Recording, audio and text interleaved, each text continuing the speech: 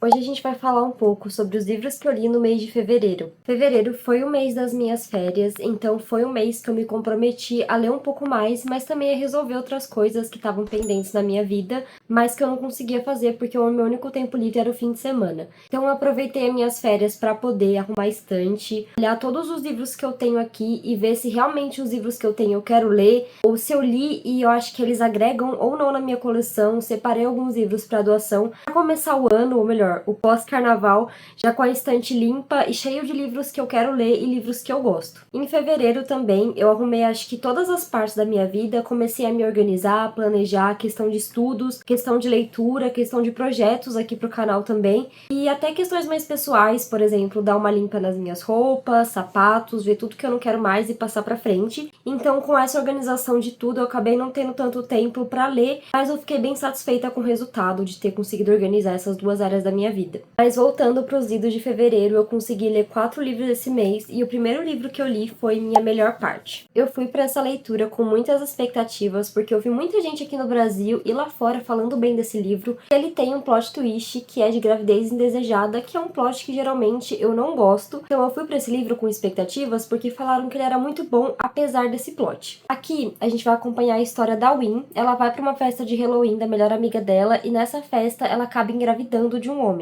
Ela conta pra ele sobre a gravidez, um pouco assustada, e eles começam a conviver juntos porque eles têm esse bebê em comum. É um livro muito lindo, eu amei acompanhar a amizade dos dois, o companheirismo, principalmente a amizade, porque eles têm um bebê aqui e eles desenvolvem esse romance, eles têm muita química, mas eles colocam sempre a prioridade esse companheirismo para que o bebê tenha uma vida saudável, não tenha pais que fiquem brigando, então eles priorizam 100% a relação deles com o bebê. É muito lindo a forma como eles fazem isso, a forma que o companheirismo deles vai aumentando conforme o livro vai passando e como eles são apaixonadinhos um pelo outro também. Esse livro conseguiu suprir minhas expectativas, que eram muito altas, mesmo assim ele alcançou.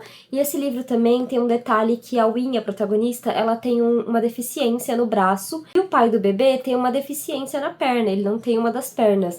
Então, além de trazer um romance, uma amizade e um companheirismo, ele também fala muito sobre deficiência, sobre capacitismo e sobre as inseguranças que não ter um dos membros traz. Com certeza, 5 estrelas. Eu já coloquei o outro livro da autora na minha lista, porque com certeza eu vou ler. Depois de ler um romance super fofo, eu decidi pegar um livro de thriller e o escolhido foi Ninguém Nunca Vai Saber. Eu também vi muita gente elogiando essa autora, é a mesma autora de A Garota no Espelho, que é um best-seller, todo mundo ama. E como eu não li e tem esse mesmo livro da autora aqui em casa, eu decidi começar por ele. Nesse livro, a gente vai acompanhar uma mulher que ela acabou de perder o namorado dela e ela descobre que ela tá grávida. Ela fica desamparada porque ela não tem família, ela vai atrás da família do namorado, que também não dá nenhum apoio pra ela, até que ela recebe a proposta para ser babá de uma criança em uma ilha remota na Tasmânia, com uma única condição: ninguém pode saber sobre esse trabalho. Mesmo sendo algo muito suspeito, até porque ela não tem família, não tem ninguém, se ela desaparecer, ninguém vai saber.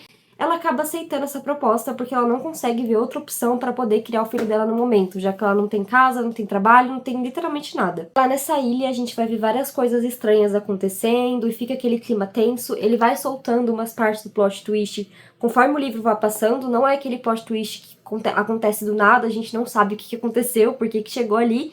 Ele vai sim dando umas dicas, mas eu não consegui pegar essas dicas. Mesmo lendo, tentando entender, eu não consegui chegar numa conclusão.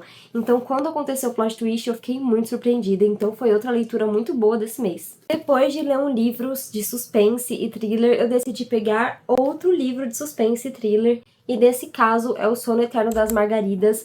Esse livro faz parte de uma coleção da Dark Side que publica mulheres que escrevem sobre crimes, e eu adoro esse selo, todos os livros desse selo eu amo, então não tinha como ser diferente com esse. Aqui a gente vai acompanhar uma menina que ela foi encontrada quase morta em um campo de margaridas com seus 17 anos e ela não se lembra sobre nada do que aconteceu. Esse livro ele vai intercalar entre os dois pontos de vista dela quando aconteceu esse incidente e dela agora, acho que 16 anos depois, que tem a vida dela, que tem a filha dela. E o depoimento dela fez com que um homem fosse pro corredor da morte e agora ela acredita que esse homem não é culpado, porque ela acaba recebendo ali margaridas como se fosse alguma ameaça pra ela. Então ela vai fazer de tudo pra descobrir o que realmente aconteceu naquele dia e livrar aquele homem da cadeira da morte. É um livro muito intrigante, acho que só pela sinopse dele já deu pra saber.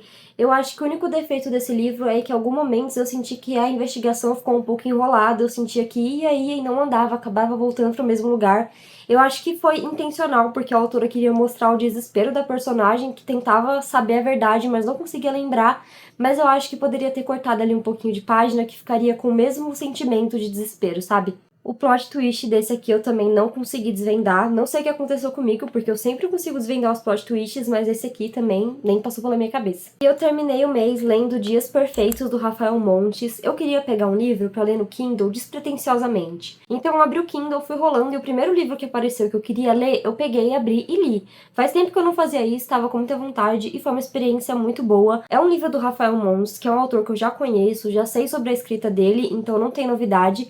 E eu esperava gostar muito desse livro. Eu até que gostei, mas eu acho que o final, ele me deixou um pouco encucada se eu dou 5 estrelas pra esse livro ou não. No sentido de que é um final que provavelmente aconteceria, mas não é o final que eu queria que acontecesse. Eu acho que eu queria alguma coisa mais, um epílogo ali, sabe, pra terminar, fechar tudo bonitinho. Mas mesmo assim, a escrita do Rafael segue incrível, eu adoro ler os livros dele. Eu li 3 livros dele, que foi Jantar Secreto, Suicidas e esse aqui, e eu acho que eu coloco esse aqui na segunda posição, Suicidas em terceiro e Jantar Secreto em primeiro.